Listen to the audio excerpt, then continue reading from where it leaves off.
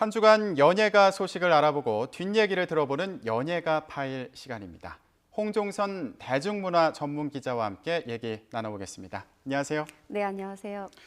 네, 첫 번째 소식은 박유천 씨 소식 준비했습니다. 지금 그 첫 번째 성폭행 피소 사건에 대해서는 무혐의 처분을 내리는 쪽으로 잠정 결론이 났다고 들었거든요. 이건 아직 보도입니다. 네. 그러니까 물론 그 면밀한 취재를 통해서 나온 보도이기는 하지만 원래 성폭행 사건이라는 게요, 경찰의 중간 발표, 중간 네. 브리핑이 없습니다. 없고 이제 나중에 모든 조사를 마치고 검찰에 송치를 할 거냐 말 거냐 그때 가서나 이제 브리핑이 나오거든요. 네. 하다 보니까 기자라는 본분상 여러 가지 다방면으로 취재를 해서 지금의 수사 분위기가 네. 어떤 방향으로 가고 있는가를 시청자께 말씀드릴 수밖에 없는 거고요. 그런 과정에서 나온 게 1차 고소 여성에 대해서 혹은 뭐 심하게는 4차 고소 여성 모든 부분에 대해서 지금 성폭행의 강제성 입증이 어렵다. 그래서 무혐의 결론이 날 확률이 높지 않느냐라는 보도가 나온 거고, 이에 대해서 강남경찰서는 아직 수사 중이다. 네. 입장을 밝힐 수는 없다라는 그런 선을 분명히 하고 있습니다. 네, 이 부분 수사 결과가 나오면 최종적으로 확인이 되겠죠? 네, 맞습니다. 그런데 지금 첫 번째로 고소한 여성 그리고 박유천 씨 사이에서 돈 거래 정황이 나왔다고 들었습니다. 네, 1억 원 얘기가 나오더라고요. 맞습니다. 강남경찰서가 확인해준 부분은 이 부분은 확인을 해줬습니다.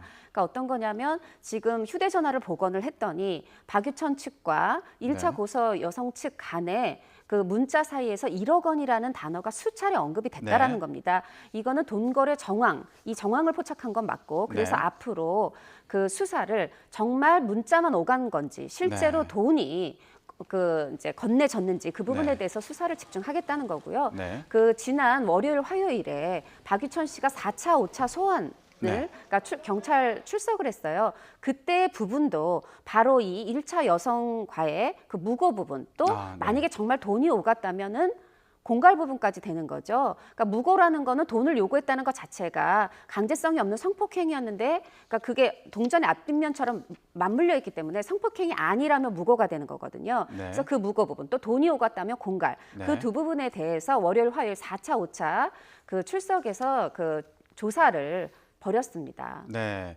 지금 이제 말씀하신 것처럼 박유천 씨 측에서 맞고소를 했습니다. 무고 혐의로. 네. 그 부분은 지금 어떻게 진행되고 있는 네, 건가요? 1차 여성에 대해서는 무고와 공갈 부분이고요. 2차 여성에 대해서는 지난 4일에 또 무고로 네. 그 맞고소를 했습니다. 그러니까 그 지금 차례차례 하는 이유는 네. 사실은 지금 그 박유천 씨 측의 그 주장에 따르면은 그 모든 여성의 그 신원을 경찰이 철저히 보호하고 수사 중이기 때문에 네. 누군지를 알 수 없는 거죠. 또 수사 내용을 알 수도 없고. 근데 그런 부분이 조금씩 그러니까 공유되는 부분에 있어서 차례차례 그 어떤 고소를 하는 거고요. 뭐 네. 시간차 공격을 한다든가 뭐 이런 차원이 아니라 수사 진행에 맞춰서 당연하게 그것에 맞춰서 1차, 2차 혹은 3, 4차도 만약에 뭐 무고에 대해서 주장할 바가 있다면 순서대로 맞고서가 될 것이고요. 아니라면은 맞고서가 이루어지지 않을 겁니다. 네, 알겠습니다. 또 지난주에 연예계뿐만 아니라 또 사회부 기사에서도 많이 볼 수 있었습니다. 뜨겁게 달궜던 네. 기사죠. 리쌍, 힙합 듀오 리쌍이 자신들의 건물 세입자와 마찰을 빚었습니다. 어떤 내용인가요? 네, 맞습니다. 이제 얘기가 2010년으로 거슬러 올라가는데 네. 이 세입자는 2010년에 2년 계약으로 이 이제 건물 1층에 그 어떤 상가를 내게 됩니다. 네. 곱창집을 내게 돼요. 네. 그런데 1년 반 만에 주인이 바뀐 거죠. 네. 그래서 그 게리와 길, 이 리쌍이 새로운 건물 주인이 됩니다. 근데 이제 새로운 건물 주인은 나가라고 했고 네. 이 세입자는 난 1년 반밖에 되지 않았고 계약이 2년이다. 6개월이 남았다라고 이제 그리고 심지어는 이제 뭐 전 계약자와는 그 건물주와는 구두상으로는 5년 해도 된다고 했었는데 이게 뭐냐. 이제 이런 식으로 항의를 하게 됩니다. 네. 그래서 이제 그때 합의가 되어진 부분이 그러면은 그 주차장과 네. 지하를 이용해서 네. 그 영업을 이어간다. 그러면서 이제 1층 그 상가는 내주게 됩니다. 네. 그런데 또 이 부분에서 그 세입자 입장에서는 앞으로 2년이라고 생각을 한 부분이 있는 거고요. 그때부터 이제 새롭게 2년이라고. 네, 그렇죠. 또 리쌍 측에서는 어떤 남은 계약 기간의 6개월 부분으로 생각했던 그러니까 그런 네. 앞선 그 주인과 했던 계약 계약에 기간 그러니까 말하자면 그 예. 6개월이 남았으니까라고 예. 생각을 리쌍을 했던 거고 또 세입자는 2년을 더 할 수 있다라고 생각을 네. 했던 거예요. 또 여기서부터 이런 오해가 또 생긴 부분도 있고요. 그런데 지금 결국은 법원은 리쌍의 얘기를 들어주는 것도 아니고 세입자의 얘기를 들어주는 것도 아닙니다. 네. 어떤 식으로 했든 정식 계약은 한 번이었어요. 네. 그리고 그 2년이 됐을 때 말하자면 리쌍으로 바뀌고 나서 6개월이 됐을 때 이 세입자는 계약 갱신을 요청하지 않았다라는 거죠. 네. 이제 이게 리쌍의 주장인데 네. 뭐 그거를 들어줘서가 아니라 네. 만약에 또 세입자 기준으로 그때부터 2년을 더 영업을 한다 네. 하더라도 또 지금 그 2년도 지났다는 거죠. 네. 그래서 법원은 어느 쪽의 편을 들어서가 아니라 네. 모든 계약이 종료되었고 하기 때문에 그 퇴거 명령을 내렸습니다. 네. 1차, 2차에 걸쳐서 내렸고 그 2차의 시한이 지난 5월 30일이었어요. 네. 그런데도 이제 말하자면 퇴거하지 않자 법원이 용역을 네. 통해서 이제 강제 철거를 집행하려고 했고요. 네. 근데 이 부분에 있어서 이게 이제 또 건물주가 연예인인 부분도 있고 네. 또 이 세입자가 마음 편하게 장사를 하고 싶은 모임 맘상모의 상인들의 모임의 회장이에요. 네. 이러다 보니까 이 둘의 문제를 넘어서서 거기에 뭐 시민단체라든가 맘상모 회원들이라든가 아니면 일반 관심 있는 시민과 네. 팬들까지 다 몰리면서 정말 이 강제 철거 그 새벽 6시, 그러니까 7시 좀 못 돼서 6시 넘어서 시작이 네. 됐는데 그때부터 수백 명이 몰린 겁니다. 하다 보니까 굉장히 이 어떤 충돌 사태, 무력 네. 충돌 사태가 됐고 심지어는 어떤 한 분이 실신해서 병원에 실려가고 이런 불상사가 빚어졌습니다. 네. 하다 보니까 법원의 결정에 의해서 또 리쌍 측도 그걸 원했고 네. 그날에는 강제 철거가 중단이 됐습니다. 네. 근데 이제 앞으로 이게 해결된 게 아니죠. 그날만 네. 중단이 된 거고 또 앞으로 이게 어떻게 될지 그냥 법원의 명령대로 정말 또 강제 철거가 이루어질지 네. 혹은 또 리쌍도 아무래도 연예인이다 보면 이 사회적 시선을 생각할 수밖에 없습니다. 그렇죠. 하다 네. 보니까 또 물밑 합의가 이루어져서 어떤 새로운 계약이 이루어질지는 그 네. 모르는 그런 불투명한 상황입니다. 네, 그렇습니다. 그런데 지금 이제 말씀을 좀 그 분위기를 전해 주셨지만 리쌍이 이제 연예인이다 보니까 더 관심이 집중되는 부분도 있는데 그래서 리쌍이 갑질을 하고 있다 이런 비판도 있고 또 한편에서는 연예인이기 때문에 오히려 좀 불리한 상황에 있는 거 아니냐, 참을 만큼 참은 거 아니냐 이런 얘기도 또 있거든요. 어떻습니까? 네, 맞습니다. 분위기가? 그 두 가지 그 의견이 입장이 팽팽합니다. 네. 그러니까 실제로 립상 입장에서는 어떤 불법의 행위를 저지른 게 없다라는 거죠. 그렇다라면은 그 잘못한 게 없다, 참고 참았다라는 쪽인데 또 연예인의 갑질이라는 얘기가 나오는 부분은 그러니까 여하튼 세입자는 그러니까 말하자면 갖지 못한 자고 건물을 갖지 못한 자죠. 또 이 주인은 연예인 네. 리쌍은 건물을 가진 자. 이게 어떻게 보면은 어떤 가진 자와 갖지 못한 자 간의 빈부 갈등처럼 그렇게 비춰지는 부분도 있어요. 그러다 보니까 아 조금 더 돈 많은 사람, 연예인인 당신들이 참아야 네. 되는 거 아니냐.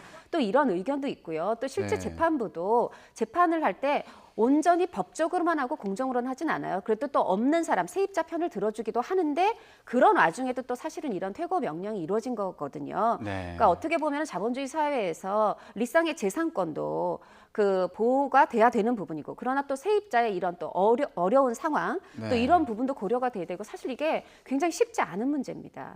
네, 그렇습니다. 지금 상황이 굉장히 복잡한데 이 세입자와 상가 주인 간의 갈등 문제 굉장히 고질적으로 반복이 되고 있지 않습니까? 그렇습니다. 예. 예를 들면 뭐 이 건이 아니더라도 마찬가지인데요. 이번에 그럼 주차장을 그 용도 변경을 해서 나는 상가를 내줬다. 세입자 입장에서는. 그리고 난 주차장을 꾸며서 영업을 잘 해왔다. 그럼 내가 나가야 되면 이런 어떤 주차장을 꾸민 부분에 대해서도 어떤 그 설치비를 건물주가 네네. 줘야 되는 게 아니냐 이렇게 또 생각할 수도 있고 네. 그런데 또 이게 또 법적으로 보면요 오히려 이걸 다 제거하고 원래 상태로 또 복원을 해야 되는 또 세입자의 의무가 있다고 합니다. 근데 다 법만이 아니지 않습니까? 국민의 법 정서라는 것도 있고 사람들의 네. 그냥 그 여론의 어떤 심리, 감정이라는 것도 있어요. 그러다 보니까 이 문제가 결코 어느 쪽의 편을 쉽게 들 수 없는 네. 그런 이게 또 갑과 을의 문제로 비화되다 보니까 네. 아주 더욱더 미묘해졌습니다. 네.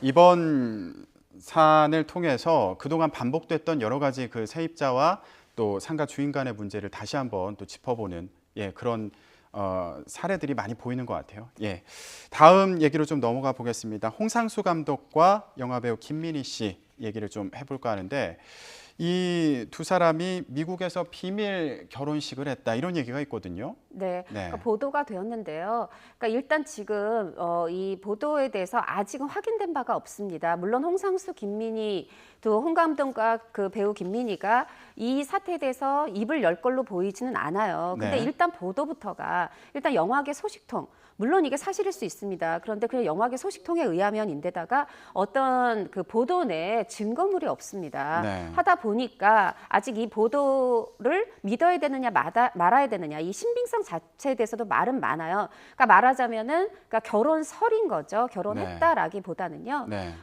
그렇지만 이 굉장히 이 뜨거운 이슈이기 때문에 큰 어떤 반향을 일으켰습니다. 이 보도 자체가. 그래서 사람들은 이제라도 그러면 홍상수 감독이나 배우 김민희가 좀 입을 열어줬으면 좋겠다 하는 바람을 가지고 있어요. 특히나 홍상수 감독이 이제 오는 12일부터 프랑스 네. 마르세유 국제영화제에서 영화제 측이 마련한 회고전이 열릴 겁니다. 네. 그 홍상수 감독은 사실 이번 이 사건이 스캔들이 터지기 전에 참석을 예고한 상태였고요. 그러다 보니까 이번에 그러면 이게 스캔들이 터졌는데도 나올까? 또 나와서는 이 문제에 대해서 또 결혼설의 부분에 대해서까지 입을 열까? 네. 관심은 집중되고 있는데 네. 솔직히 말씀드리면 이 홍상수 감독의 특성이 아무것도 예측을 할 수가 없습니다.